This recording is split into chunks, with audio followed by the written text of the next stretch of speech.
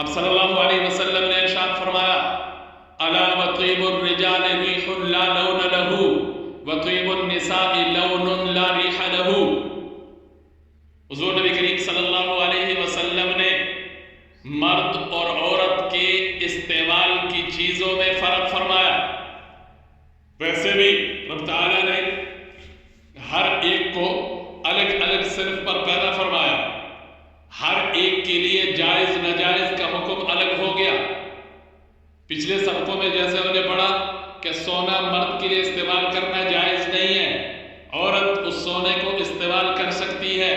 چاندی ایک مخصوص مقدار میں مرد استعمال کر سکتا ہے، اس سے زیادہ کا استعمال نہیں کر سکتا۔ اس طرح مختلف قسم کے کلر اور رنگ ہے جو عورت استعمال کر سکتی ہے، مرد استعمال نہیں کر سکتا۔ تو یہاں پر اب صلی اللہ علیہ وسلم نے زیب و زینت کے اعتبار سے جس چیز کا مرد کے لیے استعمال جائز تھا اس کو ذکر فرمایا، اور جس چیز کا عورت کے لیے استعمال کرنا جائز تھا اس کو بیان فرمایا۔ لیکن اگر ہم اپنے معاشرے میں دیکھیں تو ہمارے معاشرے میں یہ تمیز بالکل ختم ہو چکی ہے کہ آیا یہ مرد ہے مردوں والا کام کر رہا ہے، یہ عورت ہے عورتوں والا کام کر رہی ہے۔ بالکل اس کے خلاف ہم چل رہے ہیں۔ حضور نے تو واضح فرمایا الا وطیب الرجال ریح لا لون له، کہ مرد خوشبو وہ استعمال کرے جس میں خوشبو ہو، اس میں رنگت نہ ہو۔ اور عورت کے متعلق فرمایا وطیب النساء لون لا ریح له، عورتیں وہ خوشبو استعمال کریں جس میں رنگت ہو، خوشبو نہ ہو۔ اب اگر ہم اپنے معاشرے پر نظر ڈالیں تو مردوں نے عورتوں والے کام شروع کیے ہوئے ہیں اور عورتوں نے مردوں والے کام شروع کیے ہوئے ہیں۔ مرد بیوٹی پارلروں پہ جا رہے ہیں، مرد حماموں پہ جا کے ان سے جو ہے وہ اپنا میک اپ کروا رہے ہیں اور سارا کچھ کروا رہے ہیں۔ حالانکہ اس کا استعمال اس حد تک جانا کیونکہ یہ نسوانیت والا کام ہے، عورتوں والا کام ہے، مردوں والا کام نہیں۔ لیکن اب تو معاملہ تقریباً ہر طرف یہ ہم دیکھ رہے ہیں کہ جو کام جیسے پچھلے سبقوں میں ہم نے پڑھا تھا کہ مرد جو ہے اپنی شلوار آدھی پنڈلی یا ٹخنے سے اوپر رکھے اور عورت حضور نے فرمایا اپنے پاؤں تک لے کے جائے۔ اب مرد جو ہے وہ ٹخنے سے نیچے رکھ رہے ہیں اور عورتیں وہ مرد جو ہے وہ بال لمبے کر رہے ہیں اور عورتیں بالوں کو، حالانکہ حضور نے فرمایا کہ مردوں کو اللہ نے زینت دی ہے دھاڑیوں کے ساتھ اور عورت کو اللہ نے زینت دی ہے بالوں کے ساتھ۔ آگے سبق میں آئے انشاءاللہ کہ عورتوں کے لیے کون کون سے کام جائز ہے، کون کون سے کام ناجائز اور حرام ہے۔ یہاں پر تو ایک چیز آ گئی، اب عورت کے لیے خوشبو کا استعمال کرنا، ایسی خوشبو جس میں رنگت نہیں ہے، خوشبو ہے جیسے آج کل یوں کا عطر ہے یا پرفیوم ہے۔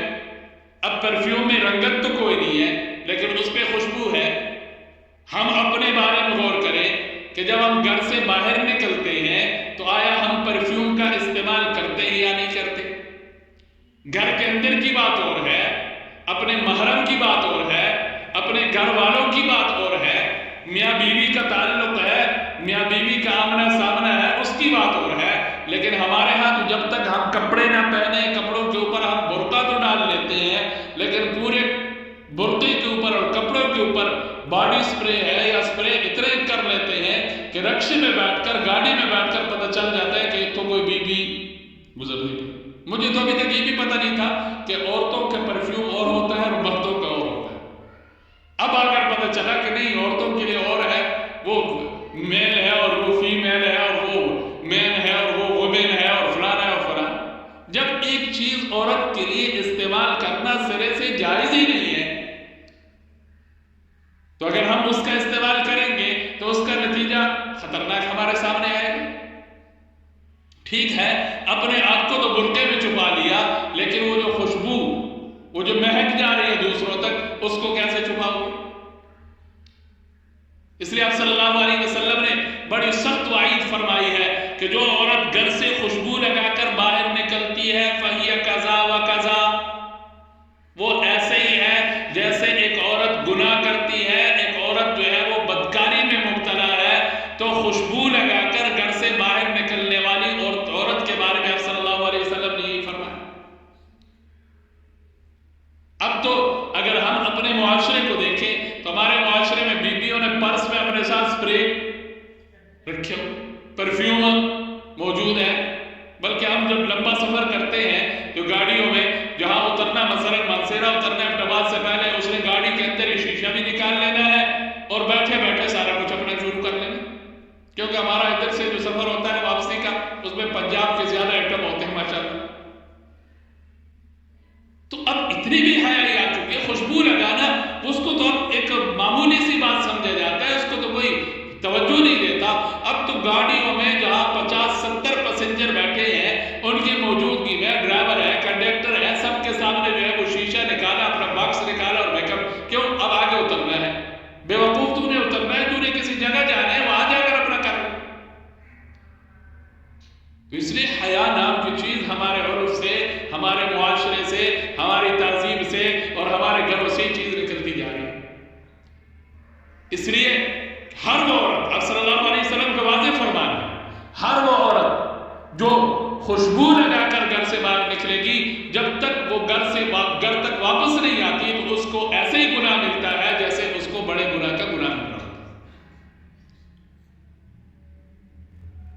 لیکن ہم کہتے ہیں نہ کرے جی تو پھر بدبو آتی ہے، نہ کرے جی پھر تو پسینہ آتا ہے، نہ کرے جی پھر تو فلانا ہوتا ہے، فلانا ہوتا ہے۔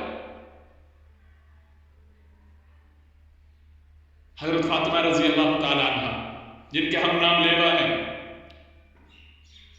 جن کے ناموں پر ہم بچیوں کے نام رکھتے ہیں، بچیوں نام کے ساتھ جو ہے وہ فاطمہ نام لگا کر ہم بڑی خوشی محسوس کرتے ہیں، ان کے ساتھ اپنی محبت کا اظہار کرتے ہیں۔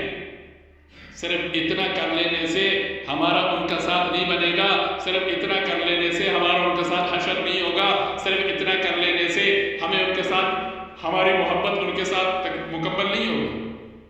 جب تک ہم ان کی سیرت نہیں اپنائیں گے، جب تک ہم ان کی عادات نہیں اپنائیں گے، جب تک ہم ان کے اطوار، طور طریقے اور ان کی تہذیب کو نہیں اپنائیں گے۔ آپ کو میں نے پچھلے سبق میں بتلایا بھی تھا کہ حضرت فاطمہ رضی اللہ تعالیٰ عنہ اس بات پر بڑی خوش ہو گئی جب کسی بی بی نے ان سے کہا تھا کہ فلانے علاقے میں یہ طریقہ ہے کہ جب جنازہ اٹھاتے ہیں تو جنازے کے چارپائی کے چاروں سائڈ پر جو ہے وہ لکڑی گاڑ دیتے ہیں اور اس کے اوپر کپڑا ڈال لیتے ہیں تاکہ میت کی جسامت نظر نہ آئے۔ حضرت فاطمہ رضی اللہ تعالیٰ عنہ کتنی خوش ہو گئی تھی اس بات سے۔ اس لیے یہ چیز ان کو ہم خود بھی خیال کریں اس کا، اگر دوسروں تک بات پہنچاتے ہیں، بات پہنچانا ہماری ذمہ داری ہے، دوسروں سے عمل کروانا ہماری ذمہ داری نہیں ہے۔ اسی طرح اپنے گھر میں موجود جو بچیاں ہیں ان کو بھی، جیسے بچوں کو میں نے کئی دفعہ کہا ہے کہ ان کو پینٹ شرٹ سے بچپن میں ہی دور رکھا جائے، بڑے ہو کر ان کو عجیب محسوس ہوگا، پہنتے ہوئے ان کو شرم آئے گی، لیکن مائیں جب ہم خود ان کو اس چیز کا عادی بنائیں گے، آگے چل کر انہوں نے عادی بن جانا، ان کو پرواہ کوئی نہیں۔ بچیوں کو اگر ہم اس چیز کا عادی بنائیں گے تو وہ آگے چل کر ان کی عادت بن جائے گی اور وہ پھر یہ طریقہ اور اسی روش پر جو وہ چلتے رہے۔ اس لیے کوشش کرنی چاہیے کہ حضور نبی کریم صلی اللہ علیہ وسلم کے اس فرمان کو ہم لیں، وَطِيبُ النِّسَاءِ لَوْنٌ لَا رِيحَ لَهُ، عورت کے لیے خوشبو ہو، میک اپ کے جو طریقے جو چیزیں استعمال کرتے ہیں وہ استعمال کرتے رہے، شریعت میں اس کی اجازت ہے۔ لگانے والی جو چیزیں ہیں وہ لگاتے رہے، شریعت میں اس کو شریعت نے اجازت دی ہے۔ لیکن ہر وہ چیز جس سے غیر محرم اور مرد کی توجہ وہ عورت حاصل کرے، آپ صلی اللہ علیہ وسلم نے بڑی سختی کے ساتھ اسے منع کیا، چاہے وہ خوشبو کی صورت ہو، چاہے وہ برقع اس انداز سے بنوانے کا ہو کہ اس کے اوپر جو ہے وہ لگا لیتے ہیں، پتہ نہیں کیا کچھ لگا لیتے ہیں، دیکھنے والا اس کی طرف ہی متوجہ ہے۔ تو ان چیزوں سے ہمیں بچنے کی کوشش کرنی چاہیے اور اپنے آپ کو بچائیں۔ اللہ ہم سب کو عمل کی توفیق نصیب فرمائے۔